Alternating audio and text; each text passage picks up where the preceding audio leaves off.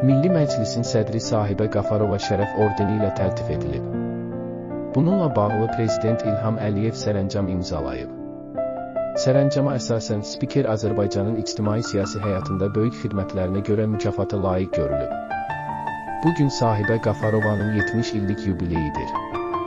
Gəncəlilər adından Azərbaycan Milli Məclisinin sədri Sahibə xanım Qafarovanı doğum günü, yubileyi və Novruz bayramı münasibətilə ürəkdən təbrik edərək ona möhkəm can sağlığı, xoşbəxt və firavan həyat və xalqımızın və dövlətimizin mənafeyinin qorunmasında olan fəaliyyətində davamlı uğurlar arzu edirik.